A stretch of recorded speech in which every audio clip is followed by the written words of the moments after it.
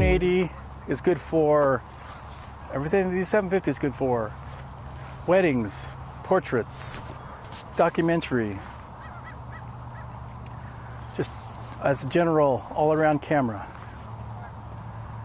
At a mid-range price. Robust, water sealed. I mean, it really sounds like a lot of camera for the money. Nikon has made it tough for photographers though, because it's going to be a tough choice to decide between the Z6 and the D780. I mean, that's just, I'm being honest.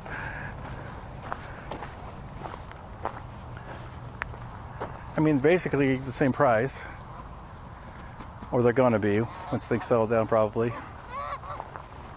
I guess it just kind of depends on what you shoot, what you're comfortable with. If you don't want to change the way you shoot, you're happy with the way you've been doing it. This is a great camera for old farts like me who have a few lenses, have been in the Nikon system for a while, and just don't want to uproot everything and go mirrorless right now. Quite happy with the F-mount. And you know, in 5 years, probably everybody's going to be shooting mirrorless. We may not have a choice. We're not there yet. And anytime you get choices, get options, I think that's a good thing. So I'm going to say thank you, Nikon. Thank you for giving us a choice. Now, I wouldn't be surprised at all if this is kind of the last round of DSLRs coming out. And I appreciate that they took one of their cameras that hasn't been updated in a long time and kind of gave it one last boost in technology for those people that have you know, want to stay with the DSLRs for a while. I appreciate that. I'm glad they just didn't let the D750 just fade away, rot on the vine or whatever, because it's a great platform. It's a price range that a lot of professionals use, and people that aspire to be professionals. That's a great price point for them. It's a lot of professional features in a camera body without having to spend an extra $1,000 or more. And it's a camera that meets probably 80-90% of most photographers' needs anyway. Now the D780 really kind of addresses some of the weaknesses of this camera. Well, the biggest for me is the video. They're taking the video features, a lot of them I guess from the Z6, and putting them in the D780, which to me is a fantastic idea. I mean, they're putting a touch screen on the back. It's still live view, so you're going to have to, the form factor is probably not as nice as having it up to your eye, but I'm used to that anyway for video.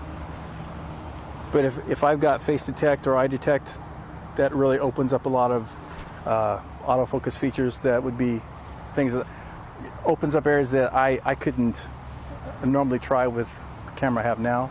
Basically, they're putting really good video tools and specs into a D750 body, and to me that's pretty cool.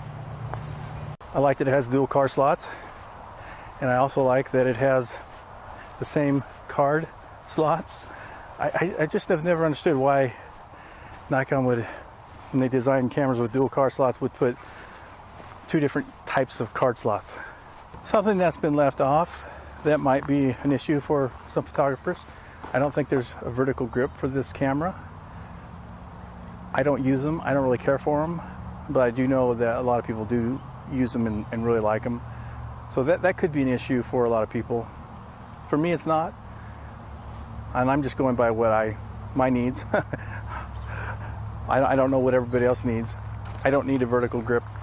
I appreciate the compactness of this camera, and that's kind of one of the reasons I have it as my second body. I wanted something smaller. I like having a couple different types of cameras. I'm not all in on one camera body style. I can go between the two.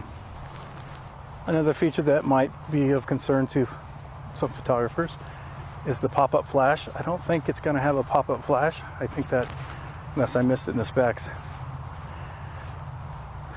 Again, that's not an issue for me because I never use a pop-up flash on my D750. It's nice to have that as an option and knowing it's there. But if I was to be honest about it, I've actually never used mine. So,